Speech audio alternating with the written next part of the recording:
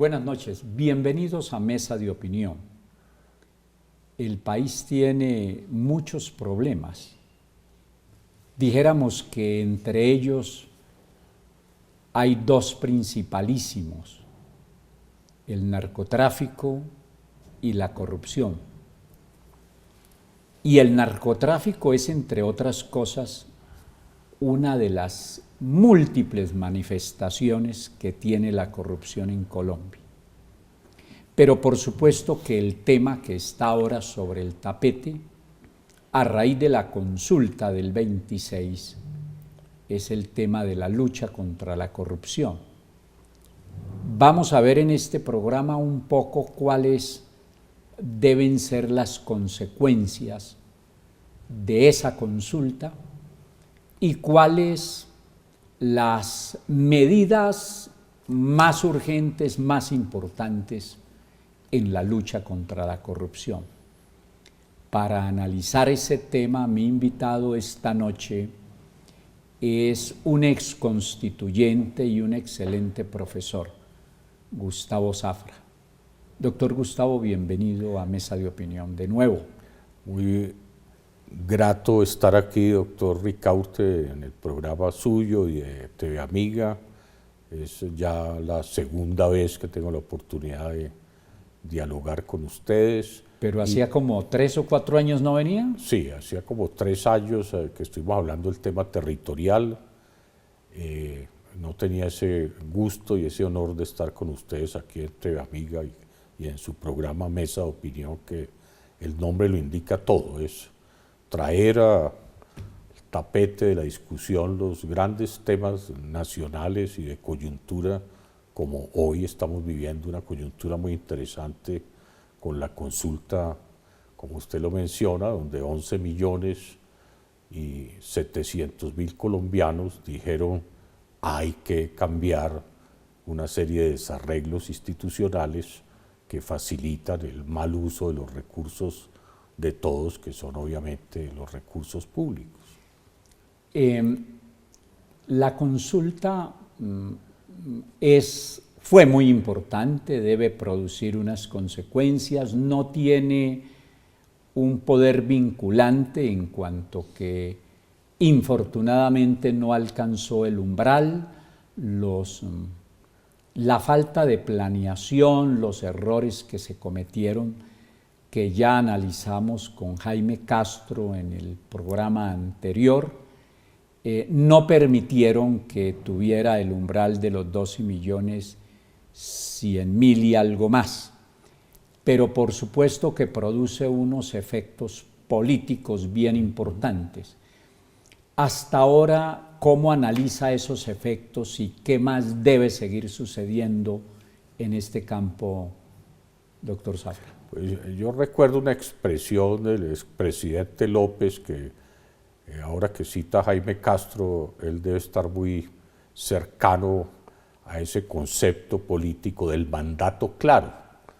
Yo creo que el Congreso recibió allí un mandato claro en términos políticos de una sociedad que le está pidiendo ajustes a una serie de desarreglos institucionales que han facilitado no solo el tema de corrupción, que es, digamos, el asalto a los dineros públicos, sino también el tema de la ineficiencia en el manejo de esos recursos del Estado. Y el Congreso tiene una bonita oportunidad, sinceramente, de oír ese mensaje de un mandato claro, de hacer unos ajustes. Y yo diría que muchos pasan por, sinceramente, simplificar el sistema normativo colombiano, que sinceramente a veces parece un laberinto cuando uno lo compara. ¿Simplificarlo en qué sentido? Mire, la tramitología, para poner un punto concreto, la tramitología en Colombia lo que es un incentivo a los sobornos y a los coimas y a los malos manejos, que entre más peajes y trámites se ponen en las relaciones entre los ciudadanos y el Estado, pues más incentivos se crean para obviamente las conductas desviadas de la ley.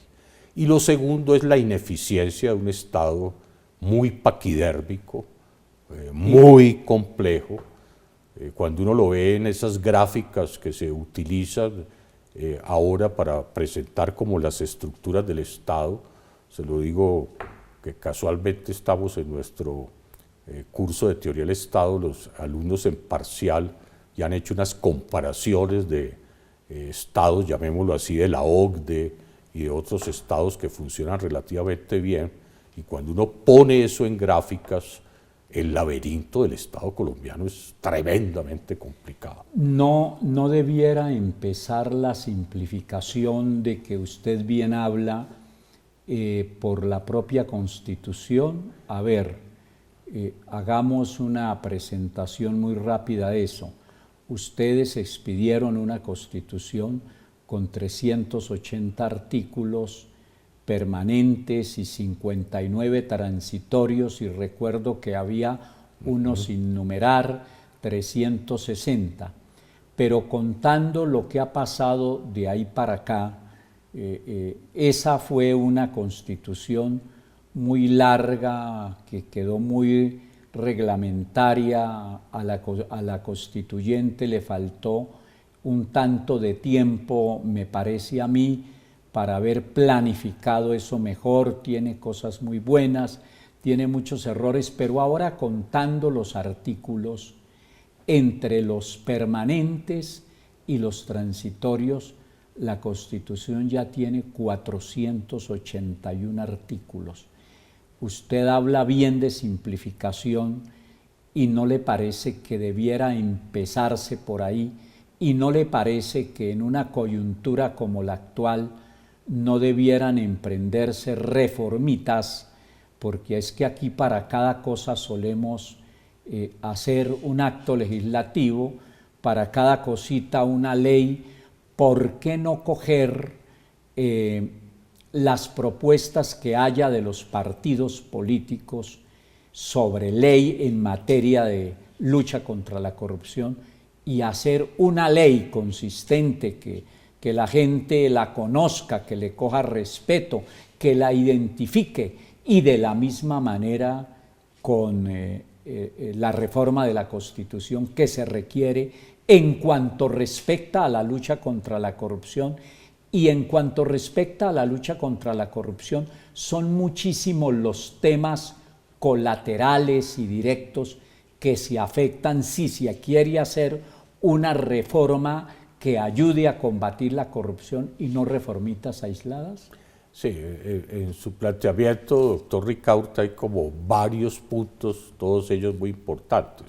El primero, y muy brevemente, la Constitución del 91, como usted lo dice, fue excesivamente reglamentarista, pero hay que entender que fue de pronto la primera Constitución de Colombia que es fruto de un gran acuerdo de fuerzas. Así es. Que nunca una sola hubiera podido decidir. Entonces ahí hay un acuerdo sobre lo fundamental de la multiplicidad de factores de poder que obraron en ese momento, en el 91, muy en contra de lo que pasó con la vieja Constitución del 86, que es el Núñez victorioso con Miguel Antonio Caro haciéndola. Y con una parte del Partido Liberal. Sí, pero fundamentalmente ellos fueron los dos grandes ideólogos. Sí. Entonces, en cambio aquí en la del 91, pues casi 70 constituyentes que tenían derecho a voto, pues todos ellos en mayor o menor grado influyeron.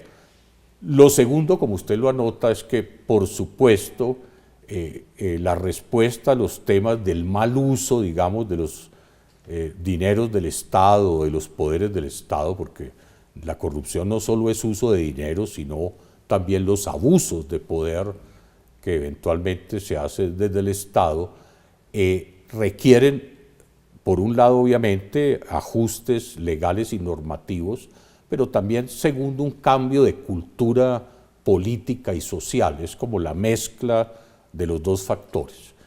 Yo suelo poner un ejemplo a mis estudiantes. ¿Por qué los británicos, cuando barren sus calles de adentro de afuera de la calle hacia adentro de su propia casa, y es porque saben que lo público es de todos y es sagrado. Aquí sacamos la basura de la casa y la tiramos al andén porque lo que cuidamos es como lo privado. Y eso, si uno lo traslada a la metáfora del manejo del Estado, y por eso me gusta mucho el estudio reciente que publicó la Universidad de Externado, que confieso no lo he leído, pero he visto los comentarios. Sobre la corrupción. Sí, es que la corrupción no es solo del sector público, que en mi opinión es el gran error, entre otras, ya hablándole un poco jurídicamente, de la Convención Americana de Derechos Humanos para enfrentar la corrupción, la Convención Anticorrupción, que dice, no, el corrupto es el funcionario público y el otro lado del espectro, que es quien usa su poder económico o político para influir en el funcionario público, pasa como de agache.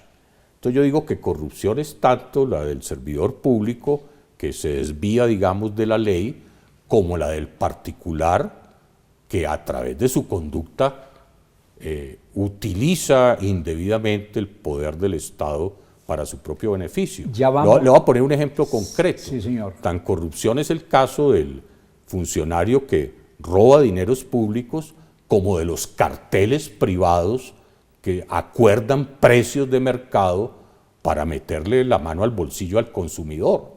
Ambos son corrupción. Usted que es profesor, y es corrupción el alumno que se copia en los exámenes. Es un principio, claro. Es un principio. Y tiene la corrupción, ya vamos a ese tema, una infinidad de motivos que se pueden comprimir en lo que usted bien decía. Es un problema cultural, pero también es un problema institucional, tiene muchas aristas el tema, pero lo invito a que ese análisis lo hagamos un poquito más adelante, porque habíamos entrado en el de la coyuntura de cómo responder institucionalmente, normativamente, al tema que ahora está planteado. Los partidos políticos, por razones obvias, llevan unos proyectos cada uno que antes de radicarlos lo que se debiera es invitarlos a que entre todos pudieran armar un solo proyecto de ley y un solo proyecto de acto legislativo. ¿Qué le parece y qué materias en esencia debieran contener? Sí, sería, como usted lo dice, doctor Ricaurte, muy conveniente que existiera un acuerdo básico sobre los temas esenciales de ajustes para una, digamos, ley anticorrupción. Tampoco hay que asustarse si hay varios proyectos, como entiendo que los hay, con enfoques en algunos casos, con matices sobre el tema de corrupción, porque para eso es el Congreso como escenario de debate y de deliberación. Yo no veo mal para nada que cada coalición o partido o movimiento tenga su propio proyecto y que de pronto en el seno del Congreso se produzcan a través de los procedimientos de deliberación y de consensos esa fórmula de aprobar un proyecto definitivo. Pero mire, le insisto en eso por esto.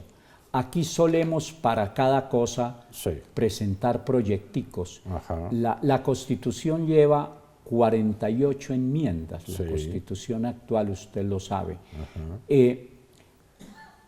Claro, eso es lo que va a suceder, no le quepa duda de que va a haber muchos proyectos, pero la idea sería que pudieran ponerse de acuerdo articulando verdaderamente todo lo que es necesario, porque es que en esto también hay que darle identidad a los asuntos. No es lo mismo que nos pongan a estudiar 20 proyectos, a que estudiemos uno entre todos y a que una vez aprobados esos proyectos convertidos en este caso uno en acto legislativo y otro en ley, el país haya adquirido una especie de pedagogía que le permita no solamente a los estudiosos directos de estos temas como usted, sino a todo el país involucrarse en unos temas que conociéndolos van a tener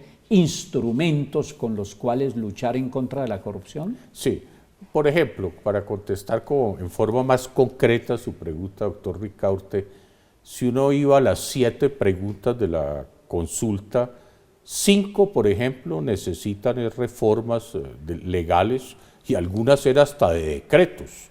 Sí. En cambio, la 1 y la 7 de pronto necesitaban allí un ajuste constitucional. Excúseme, sí, que de pronto no vamos a estar de acuerdo en eso. Sí. De pronto no. Sí. Necesitan un ajuste constitucional, pero le ruego, después de una pausa, ya regresamos a Mesa de Opinión.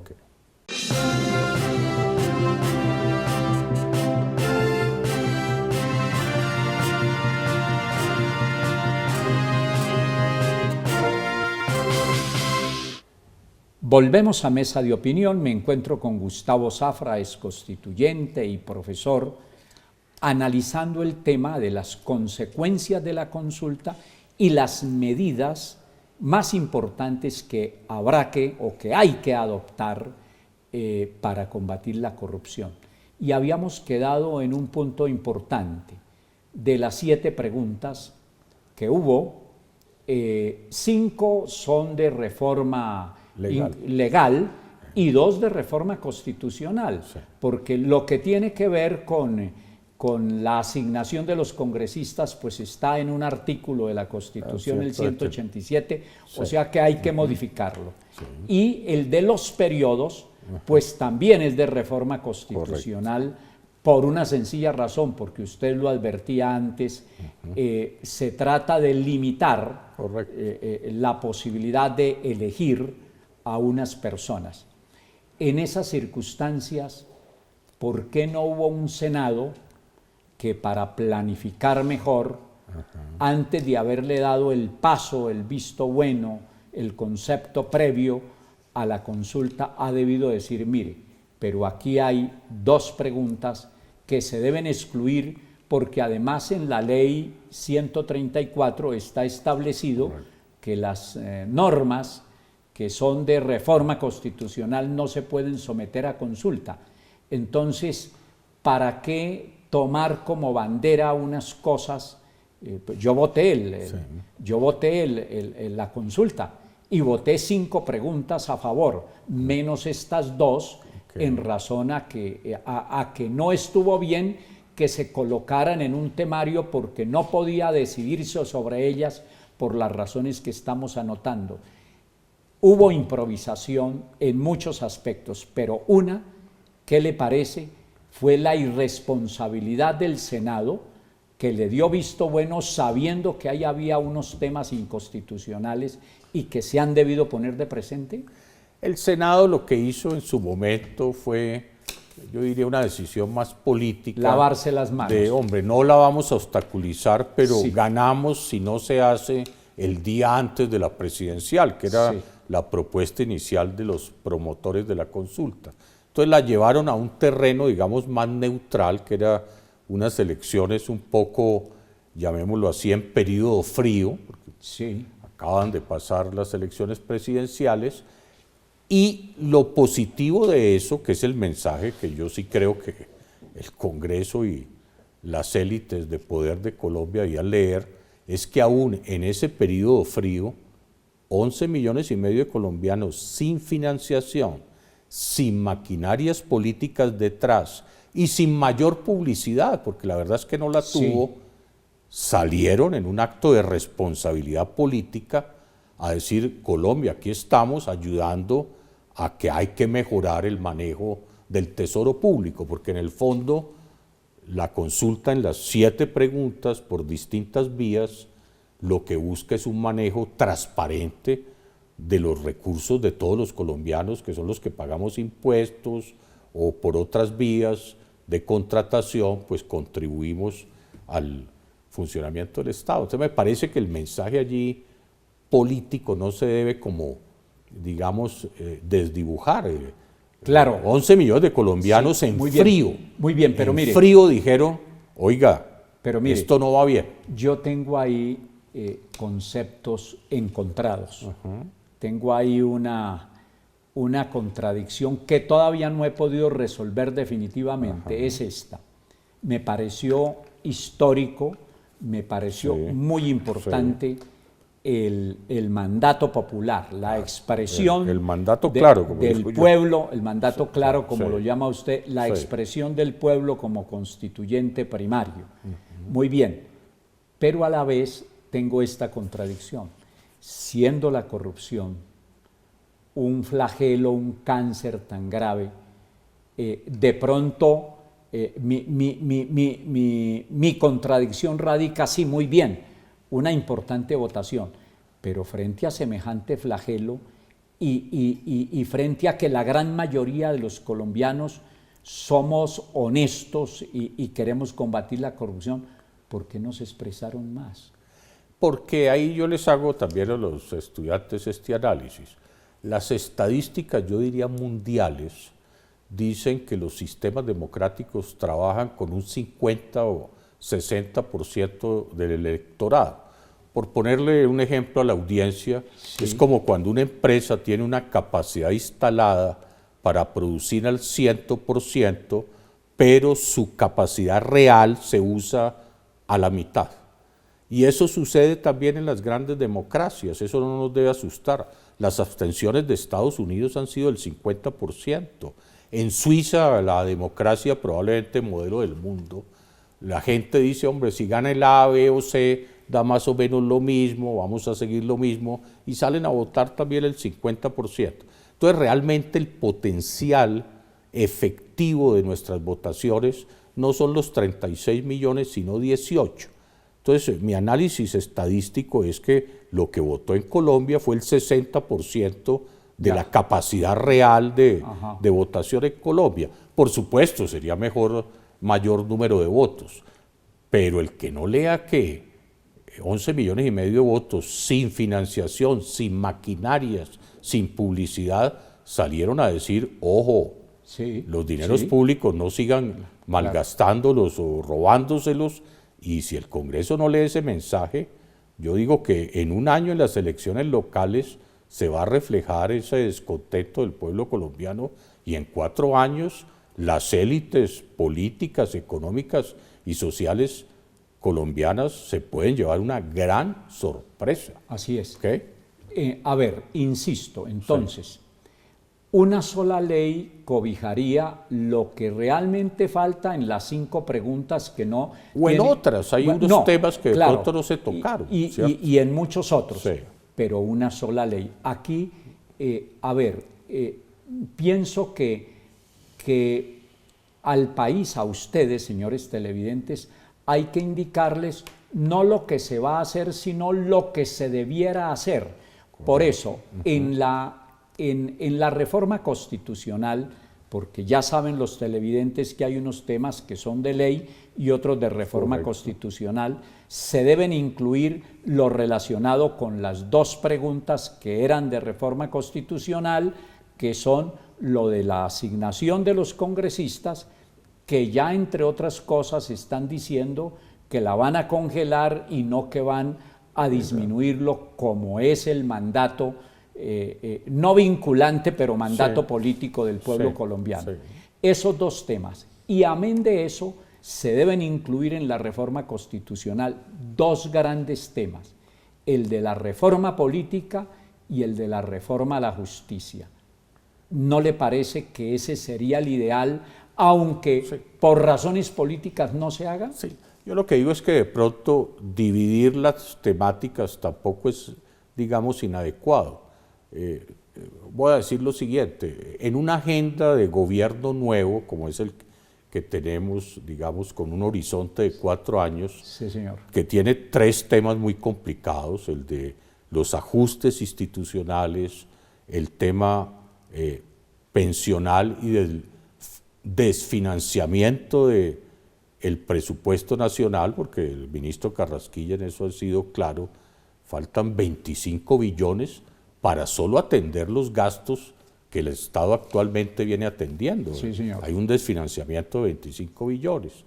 Y tercero, unas bombas a futuro, si estamos pensando en el largo plazo, el sistema pensional, que sinceramente son preocupantes, pues el gobierno puede tener una agenda de moverse por lo menos en los 3 primeros años, porque todos sabemos que el 4º año es muy difícil para reformas estructurales.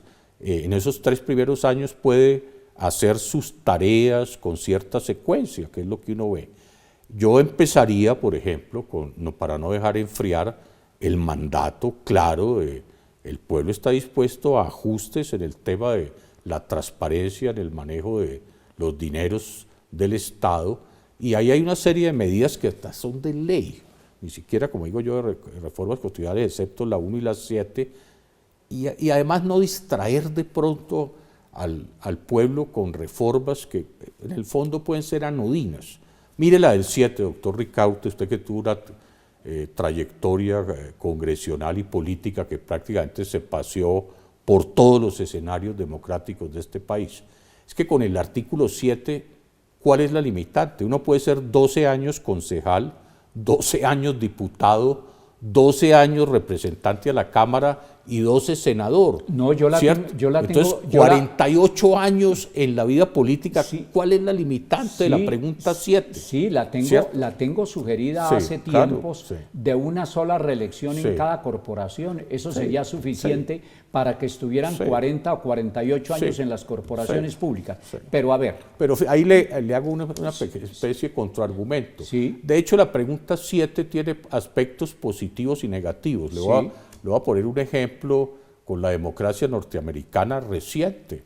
John McCain fue una figura estelar de la política norteamericana.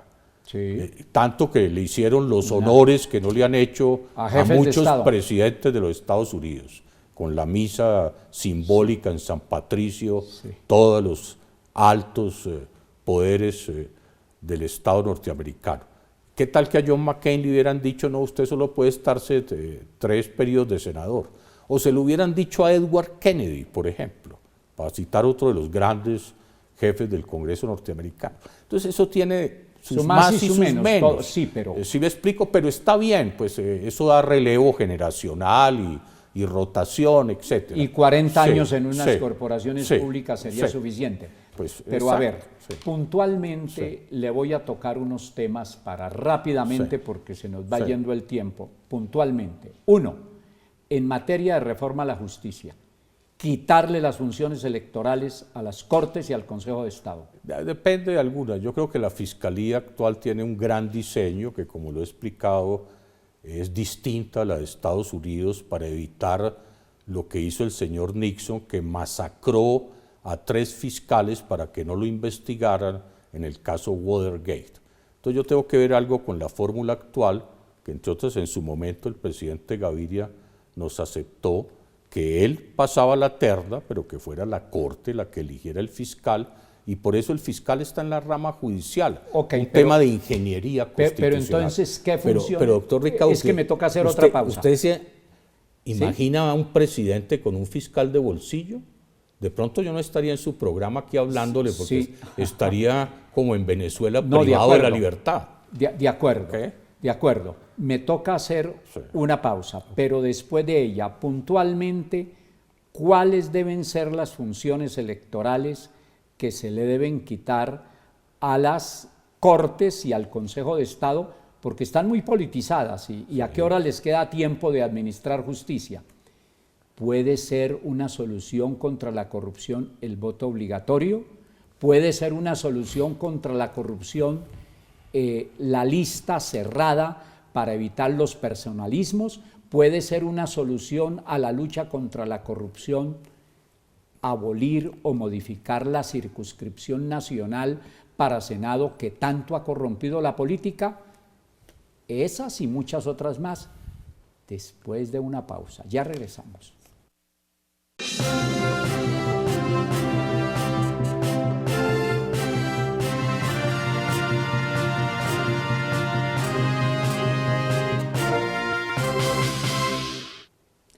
regresamos a Mesa de Opinión. Estoy con el exconstituyente Gustavo Zafra.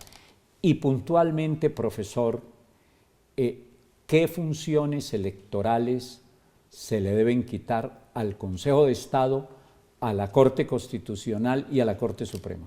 Bueno, realmente uno podría decir, mire, la función de elegir auditor podría ser una convocatoria del servicio civil. Por ejemplo, la de registrador ha funcionado relativamente bien, pero eventualmente podría ser también un concurso de méritos con cierta vigilancia estatal. Las de las contralorías ya no hay ese problema porque la reforma sustrajo a las cortes y a los tribunales de la elección de contralores, tanto el nacional como el de las territoriales. ¿Y cómo ponerle juez real a los magistrados si no lo tienen? Sí, y digamos, por ejemplo, en lo de los magistrados, yo creo que el sistema actual de que sean las mismas cortes las que, digamos, coopten en los casos de vacancias con un sistema de un listado más transparente enviado, que puede ser como se viene haciendo por el sistema de la rama judicial enviando los candidatos, me parece que está bien. Y el de los aforados, que es una especie de cuadratura del círculo que se ha convertido en Colombia, pues sinceramente, como no ha funcionado la comisión de acusaciones, digamos, de la Cámara, pues se puede pensar en una comisión especial, pero no necesariamente, para mí ese es el tema fundamental, porque ¿cuántos son los aforados en Colombia? Yo no creo que llegan a 200, a 300, para ponerle el número exacto. Entonces, tener una justicia súper especializada para 300 personas, pues como que no hace mucho sentido, honestamente. Claro. Pero el tema del procurador pues ha funcionado relativamente bien. Algunos han dicho volver a la fórmula anterior del procurador ternado por el presidente. Creo que eso hoy no tendría tanta presentación por el tema de ingeniería constitucional, pero yo no creo que ahí esté el problema. El problema está más bien en, sinceramente, el control social sobre el manejo de los dineros del Estado y la eficiencia del funcionamiento del Estado. Bueno, y entre tantas cosas, ¿le gusta el voto obligatorio para combatir el clientelismo y la politiquería? Sí, el voto obligatorio que funciona obviamente en algunos estados, estadísticamente no cambiaría, en mi opinión, mucho las distintas tendencias, porque los que no votan se dispersarían entre las distintas opciones.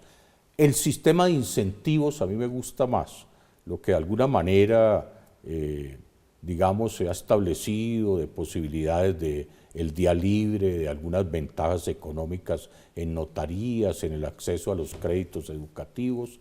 De pronto sería como mejorar todavía esa forma de incentivos. Más bien me atrevería a decir que una de las propuestas que se debía estudiar era bajar un poco a edad universitaria real, como entre otras lo propuso en su momento el actual procurador Carrillo en la Constituyente, que era como que pudieran votar desde los 17 años, que es la edad en que están entrando los jóvenes hoy a las universidades. Yo ahí tengo una teoría audaz. Creo que eso se puede hacer por ley estatutaria, no necesita reforma constitucional, porque precisamente la norma constitucional quedó que mientras la ley no disponga lo contrario, la ciudadanía será a los 18 años, ¿sí? Que fue la transacción entre los que querían la ciudadanía a los 16 y los que, me cuento, la queríamos a los 18, y fue la transacción con la propuesta, entre otras, del procurador Carrillo en su momento constituyente. Bueno. Él aceptó en ese momento que pusiéramos 18 con la posibilidad de que por ley, en este caso ley estatutaria, por tratarse de un derecho fundamental, sí, pudiera la ley decir que eran 17 o 16. Y la circunscripción nacional acabó de corromper la política. Ese es un buen punto, hay que reducir el costo de las elecciones de Senado.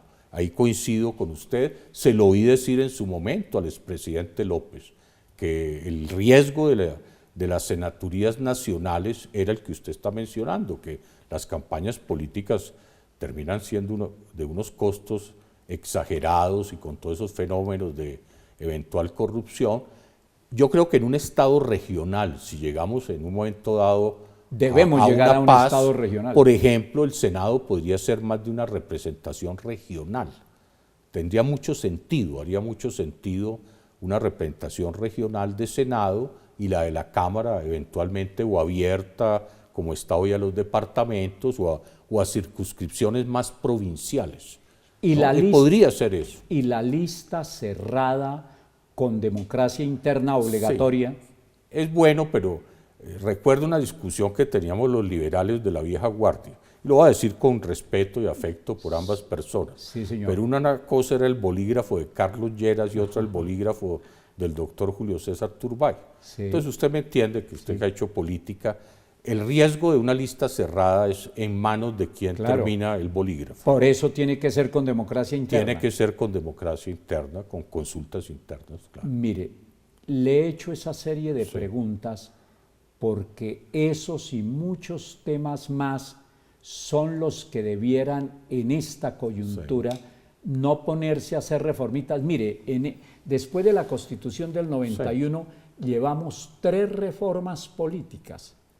Y todavía hay muchos temas como esos pendientes de solución. Si no aproveche, y además todos esos temas que le he planteado y muchos otros tienen relación directa con el cáncer de la corrupción. Si en esta coyuntura, y le pongo otro caso entre los tantos, el Consejo Nacional Electoral no puede seguirse siendo elegido por el Congreso de nombres que presentan los partidos políticos. ¿Con qué imparcialidad actúan? Entonces, mucho de eso que hemos planteado no se va a hacer ahora en esta coyuntura, porque aquí nos van a paladear con unas reformitas pequeñitas y aisladas, entre otras. Los ajustes, acuérdese usted que conoce bien la historia constitucional, que la Constitución de 1886 no rigió efectivamente hasta que no se hizo la gran reforma 1910, de 1910. Sí. A esta no se le ha hecho el gran ajuste que necesita. A mí me llamaron contrarreformador y que no dijeron, porque al mes de haberme posesionado como senador les dije, mire, esto quedó con muchas cosas buenas, pero tiene muchas cosas que se deben revisar. El ejemplo que le he puesto de la circunscripción nacional, en esas condiciones, creo que es muy importante escuchar el pensamiento de estudiosos como usted, a ver si de pronto pudiéramos llamar la atención, si no para ahora, para el inmediato futuro, en torno de eso. Hago una pausa y ya regresamos a Mesa de Opinión. Muy bien.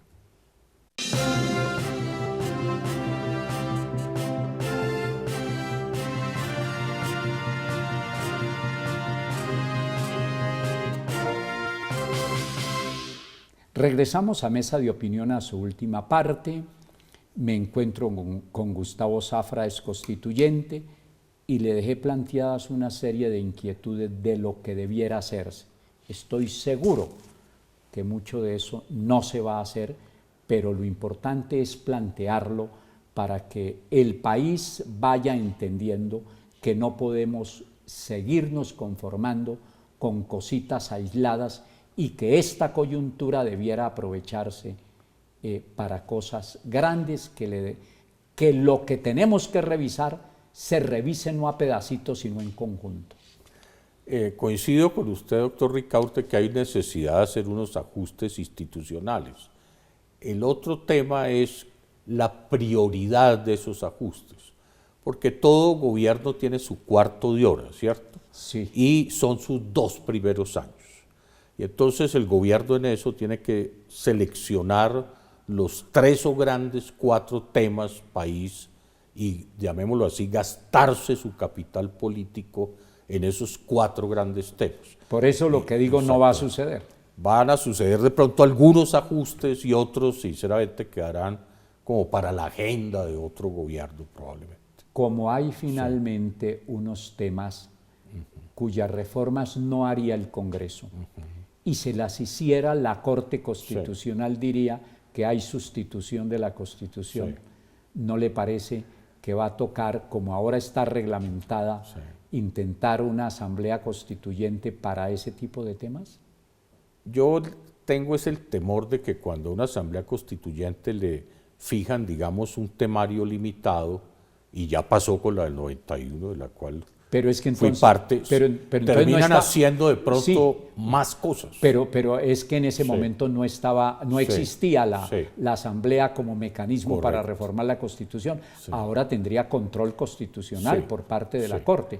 Y es más, el artículo 376 establece expresamente la posibilidad de temario limitado. Correcto. Sí, ahí el tema es si el presidente apuesta a jugarse, digamos, su capital político a eso, o decide jugárselo a otros temas que también son obviamente muy importantes. Ahí tiene ese dilema el presidente. Obviamente. De acuerdo, muy bien.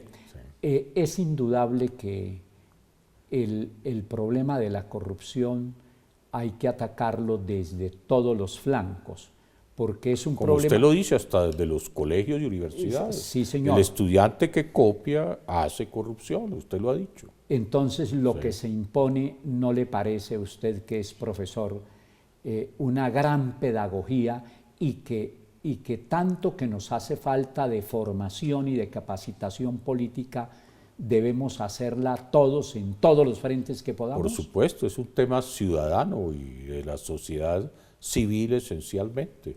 Mientras la sociedad civil no se apropie de ese tema, va a ser muy difícil cambiar las costumbres sociales y las costumbres políticas. Ha dicho una cosa vital: mientras la sociedad civil no se apropie.